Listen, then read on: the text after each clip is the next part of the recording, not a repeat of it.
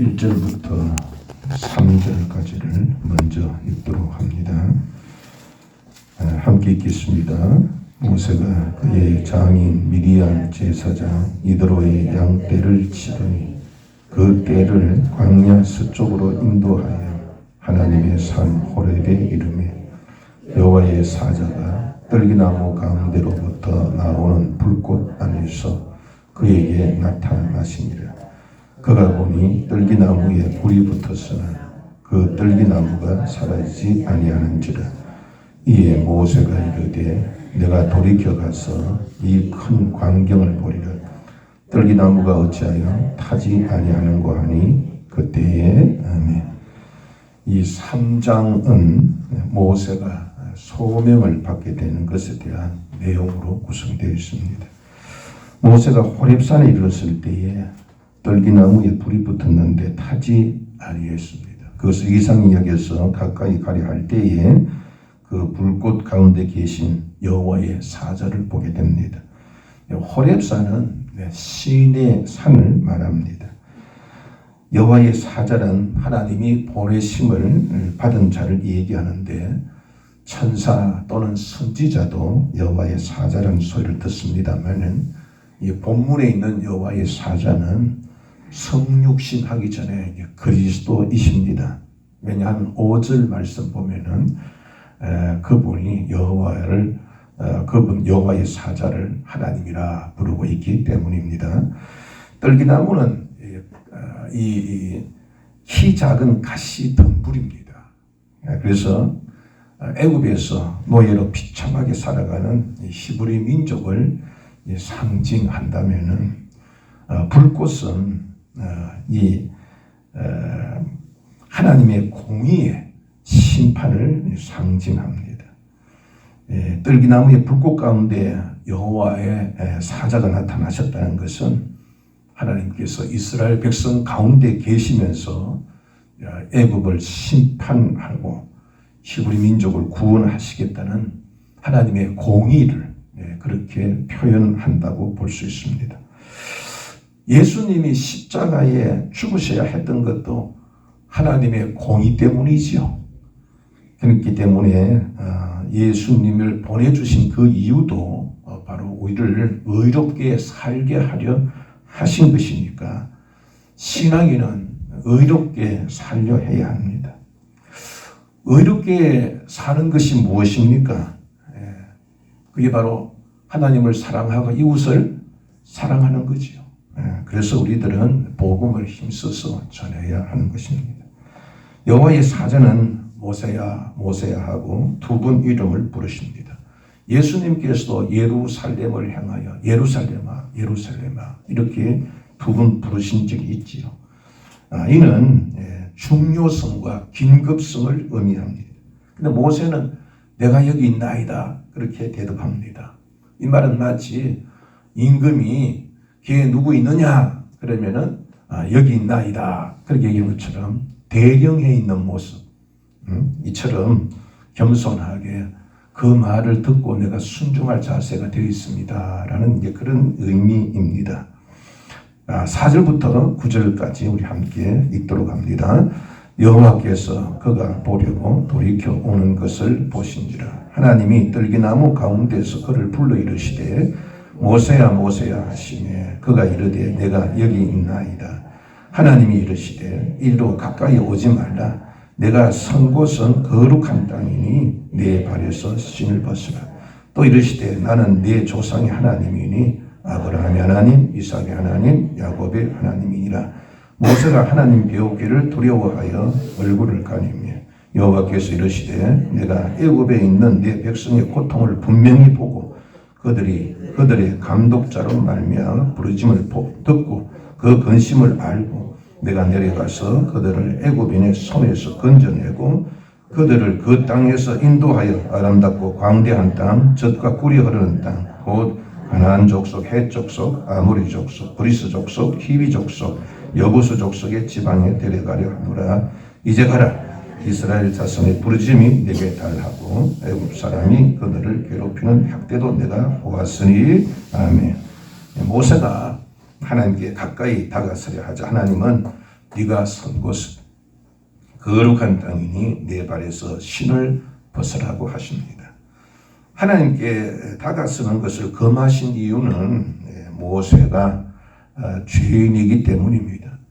죄는 하나님과 가까이 할 수 없는, 만날 수 없는 벽입니다. 만날 수 없는 벽. 이 죄의 벽을 허무신 분이 예수님이십니다. 그래서 예수님 믿는 자는 담대하게 나아갈 수 있지요. 그런데 우리의 이제 신앙도 마찬가지예요. 신앙인들도 하나님 앞에 온전치 못하고 하나님 가까이 다가서지를 못해요. 그래서 회개하고 제가 이렇게 마음이 정결해져야 하나님께 담대히 나아갈 수 있습니다. 자, 네가 선 곳은 거룩한 땅이라고 말씀하시는데 그곳이 거룩하다는 뜻이 아니라 하나님이 계시니 거룩하게 된 것이라는 뜻입니다.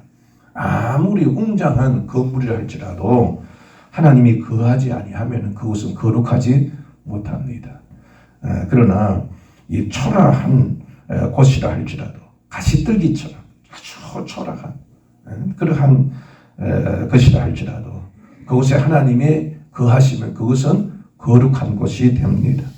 초라한 자라 할지라도 성령님 오시면 거룩한 성도가 됩니다.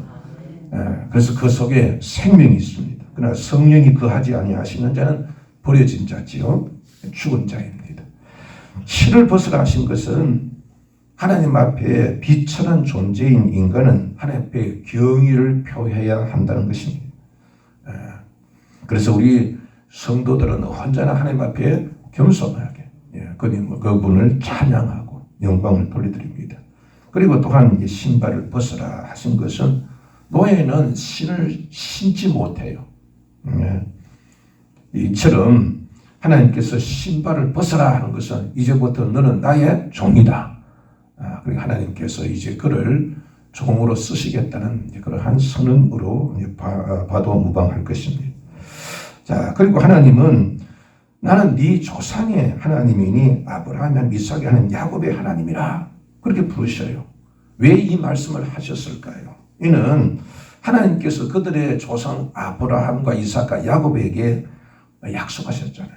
너를 번성케 하여서 애굽 땅에 들어가서 번성케 한 후에 그 다음에 너를 가나안 땅으로 인도해 내겠다. 이 하나님 약속이에요. 그들의 조상의 약속이에요. 그러니까 하나님께서 이스라엘 백성을 출애굽시키고 모세를 그것에 보내서 출애굽시킨 것이 그게 이상한 일이 아니라 그때 우연하게 그때 생각이 산 것이 아니라 이미 만세전에 예정하셨던 것을 그렇게 승리해 나가신다는 뜻입니다. 감사하게도 하나님은 당신의 계획을 선지자를 통하여서 성경에 모두 다 미리 기록하게 하셨습니다. 그래서 예수님은 예언대로 오셨죠. 예언대로 십자가에 죽으셨고 예언대로 하늘에 오르셨습니다. 예언대로 성령이 오셨습니다. 그러므로 장차 주님이 오실 것도 분명히 말씀하셨으니 그렇게 될 줄 믿습니다. 그래서 우리들은 오실 주님을 준비해야 합니다. 그리고 하나님은 애굽에 있는 당신의 백성의 고통을 보고 듣고 아셨다고 했어요. 분명히 보고라는 게 말씀의 이 원문은 내가 보고 또 보아왔다 그런 뜻이에요. 하나님께서 그냥 이렇게 보다가 발견한 게 아니라 계속해서 지켜봐야 오셨다는 뜻이지요. 졸지도 않고 주무시지도 않고 지켜보셨다는 뜻입니다. 하나님께서 다 이스라엘 백성의 고통을 보셨을 거 아니에요. 나일강에 막 그냥 애를 던져 죽여야 되고 막 그냥 이 노예 생활하는 것을 다 보셨을 거 아닙니까? 그런데 왜 하나님께서 그걸 보고도 계셨을까? 그 이유는 애굽 땅을 지긋지긋하게 만드시기 위해서 그런 거예요. 애굽 땅이 좋으면은 또 애굽 땅에 있는 그 족속이 그를 우대하면은 이스라엘 백성 그것을 나오려 하지 않을 것입니다. 혼합되어져서 혼혈민족 되어지고 우상 숭배화되기 쉬웠을 거예요. 그러니까 애굽이라면 몸서리칠 정도로 지긋지긋하고 그것을 미워하게 하고 싫어하게 하셔서 얼른 떠나고 싶어 그런 생각을 갖게 하고 또 하나님만 바라보고 순종하게 하기 위함입니다. 저 북한 사람들이 얼마나 많은 세뇌를 받아요. 그런데 그렇게 세뇌받은 사람들도 탈북을 해요. 왜? 그것이 너무 지긋지긋하니까. 그것이 싫으니까. 우리도 이 세상에 육적인 것이 싫어지고 영적인 것을 사모해야 합니다. 그래야 우리 하나님을 섬길 수 있어요. 세상이 너무 좋으면요, 하나님 섬기기 어렵잖아요. 그리고 우리들이 이제 하나님 앞에 그런 기도도 해야 될 것 같아요. 이렇게 애굽에 대한 모든 정을 다 떼게 한 후에 그 다음에 이제 애굽의 손에서 건져내어서 아름답고 광대한 땅, 젖과 꿀이는 땅으로 하나님께서 이제 데려가야 되겠다. 그렇게 말씀하십니다. 그런데 그 시점에 대해서 구절에 보면은 그리고 이제 가라, 이제 가라고 하시는데 이제라는 뜻은 지체하지 말고 가라고 하시는 겁니다. 그리고 이스라엘 자손의 부르짖음이 내게 달하고 애굽 사람이 학대하는 것을 내가 보았다라고 말씀하십니다. 그러니까 하나님의 역사하는 시점이 언제입니까? 하나님 계속 지켜보고 계시죠. 그런데 그것을 이제 주님께서 이제 일하시는, 역사하시는 그때가 언제냐 하면은 그 부르짖음이 주님께 뭐예요? 달했을 때예요. 그리고 이제 죄가 가득할 때예요. 그러니까 죄가 차면은 하나님이 역사하시고 심판하게 역사하시고 우리의 기도와 간구가 하나님께 달했을 때에 하나님의 구원의 역사가 나타나는 겁니다. 그래서 우리들은 응답될 때까지 주님께 도달할 때까지 우리는 하나님께 부르짖어야 됩니다. 자, 10절에서 12절 말씀을 함께 읽습니다. 이제 내가 너를 바로에게 보내어 너에게 내 백성 이스라엘 자손을 애굽에서 인도하여 내게 하리라. 모세가 하나님께 아뢰되 내가 누구이기에 바로에게 가며 이스라엘 자손을 애굽에서 인도하여 내리까. 하나님이 이르시되 내가 반드시 너와 함께 있으리라. 네가 그 백성을 애굽에서 인도하여 낸 후에 너희가 이 산에서 하나님을 섬기리니 이것이 내가 너를 보낸 증거니라. 아멘. 80이 된 이 모세는 내가 누구이기에 바로에게 가며 이스라엘 자손을 인도하여 낼 수 있겠습니까? 그게 솔직한 심정이겠지요. 그런데 하나님께서 이렇게 말씀하십니다. 내가 반드시 너와 함께 있겠다. 사실 이보다 더 든든한 말이 어디 있겠습니까? 하나님은 모세의 부족함과 무능함을 채워주시겠다고 약속하신 것입니다. 하나님이 함께 하시면 그것은 이미 이루어진 것과 다름이 없습니다. 그래서 믿음은 바라는 것에 실상입니다. 또한 이 말씀은 이스라엘을 구원하신 것은 모세가 아니라 구원의 주체는 모세가 아니라 바로 하나님이시다라는 것을 선포한 것입니다. 그리고 너희들이 구원받은 후에 이 산에 와서 하나님을 섬기게 될 것이니 이것이 내가 너를 보낸 증거라고 말씀하십니다. 그러니까 모세는 분명히 이 일을 해내게 될 거야. 내가 함께 하니까. 그렇게 되어서 내가 너와 함께 하여서 이 일을 내가 하겠다고 약속한 것을 시켰다는 증거를 내가 삼을겠다. 그렇게 말씀하신 것입니다. 성경대로 예수님 오셨지요? 부활하셨지요? 하늘에 오르셨죠. 이것이 성취된 것. 성경에서 말씀하셨고 성취되었지요. 그게 바로 하나님께서 말씀하신 대로 이루어진다는 증거입니다. 그리고 인도하여 난 후에 너희가 이 산에서 하나님을 섬기게 될 것이라고 그렇게 말씀하셨지요. 이스라엘 백성들은 구원받기 위해서도 하나님을 섬겨야 되지요. 구원받은 후에도 하나님을 섬겨야 되지요. 구원을 받기 위해서도, 구원을 유지하기 위해서, 그래서 영원한 나라에 들어가기 위해서도 우리는 끊임없이 하나님을 섬겨야 합니다. 제자들이 예수님께서 너희도 가려느냐 그렇게 묻자 베드로가 영생의 말씀이 주께 있사오니 우리가 누구에게로 가오리까 그렇게 얘기했던 것처럼 생명의 주님을 떠나는 순간부터 죽음이 옵니다. 그래서 죽지 않으려면 우리 영이 계속 살아있으려면 주님을 계속 섬겨야 됩니다. 주님을 의지하고. 그러니까 믿음도 누구에게서 받는다 그랬어요. 믿음 내 것이 아니라 했잖아요. 믿음도 하나님 주시는 거지. 구원도 하나님 주시는 거지. 우리는 부족하고 이 부족하고 무능한 것을 채워주시는 분 하나님이시죠. 그리고 구원의 주체는 하나님이십니다. 은혜의 주체도 하나님이십니다. 성취하시는 것도 하나님이십니다. 그리고 우리 하나님을 떠나면 안 되는 거지. 떠나는 순간 끈이 떨어지고 맙니다. 그래서 항상 주님 안에서 쉬지 말고 기도하고 범사에 감사하면서 주님께 그 기쁨으로 나아가야 될 것입니다.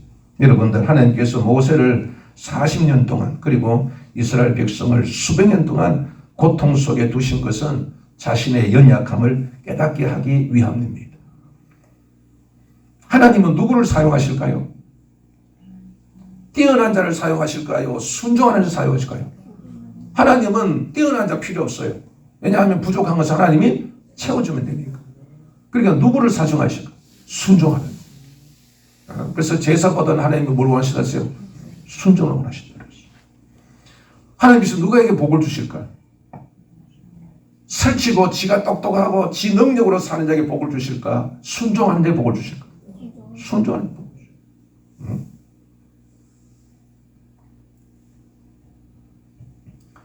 자신이 하나님 앞에서 나는 아무것도 아니에요. 나는 아는 것이 없어요. 나는 할 수 있는 게 없어요. 그런 사람이 하나님을 믿겠지요. 하나님 의지하겠지. 애들도 제일 언제 애들이 부모를 잘 따라요? 어릴 때예요. 머리에 지식 들어가고 키가 크면 그 다음부터는 부모의 말을 항상 더 의심하게 되어지고 그에 대하여 지 의견을 나타내고 똑같아요. 어린아이와 같이 의지하는. 나는 부족해요. 왜 의지합니까? 자기는 무능하고 부족하고 도움 없이는 아무것도 할 수 없으니 의지하는 거 아닙니까? 이것을 예수님께서 팔복 중에 제일 먼저 한 거지. 심령이 가난한 자가 복이. 없으면 막 그냥 하나님 찾기 위해서 우는 자, 애통하는 자가 복이 있는 겁니다. 그래서 하나님께서 그를 쓰시려면 제일 먼저 어떻게 하십니까? 그를 겸손하게 만들죠. 이게 사나운 야생마도 그걸 사용하려면 뭐 어떻게 돼요? 그냥 탑니까? 아니면 막 그냥 그를 이 훈련을 시켜가지고 복종하게 만듭니까? 복종하게 만들어요. 그것이 제일 먼저 쓰임받는 것입니다. 주님은 낮아지면 우리를 높이시지만, 우리를 사용하시지만, 높아지면 하나님 손을 꺾으십니다. 우리는 낮은 자가 됩시다. 주님과 함께 하면은 능치 못함이 없음을 알고, 힘들고 하면은 맞아. 나는 무능하지.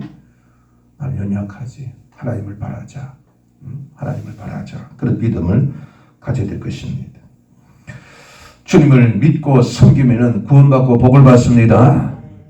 이것은 구원의 주체가 내가 아니라 하나님이시기 때문에. 복이라는 것도요, 이 복이라는 뜻이 제가 그런 얘기했지요. 복이라는 것이 이건 내 힘으로 얻는 게 아니라 외부로 받는 것을 복이라고 그래요. 행복한 운수라니, 운수라는 게 뭐냐? 그것은 내가 얻는 게 아니라 하늘에서 주는 것이라고 그랬어요. 그 복의 주체는 내가 아닙니다. 복은 받는 겁니다. 복은 하나님 주시는 거예요. 그러니까 우리는 하나님이 복을 주시고 우리를 구원 주시고 믿음도 주님의 것이니까 우리는 항상 모세가 신발을 앞에 벗었던 것처럼 우리는 주님 앞에 하나님을 경외해야 됩니다. 그분을 두려워하고 그분의 말에 귀를 기울이고 신발을 벗는 것처럼 그분 앞에 종처럼 그렇게 항상 대령하고 있어서 주의 말씀 하시면 내가 여기 있습니다. 그렇게 순종할 때 하나님께서 그를 채워주시고 그를 높여주시고 그를 사용하여 주시는 것입니다. 우리도 우리에게 주신 이 사명에 대하여서 내가 여기 있습니다 라고 그렇게 순종하십시다. 우리를 부르신 이유는 우리를 그냥 이렇게 하나님께서 복 주시는 것이 아니에요. 죄를 이기게 하기 위해. 예수님이 십자가에서 죽으신 것은 우리의 죄를 사하시기 위한 거잖아요. 그 죄를 사함받았다고 해서 그냥 되는 대로 사는 게 아니라 사함받아서 하나님 자녀 되어서는 이제는 거룩한 자가 되어라고 우리를 구원하신 것입니다. 의로운 것이 뭡니까? 의로운 것은 하나님의 계명을 지키는 것이 의로운데 그 계명이 뭡니까? 하나님을 사랑하고 이웃을 사랑하는 거예요. 그게 공의입니다. 공의. 내가 대접을 받고자 하는 대로 남을 대접하는 것이 공의지요.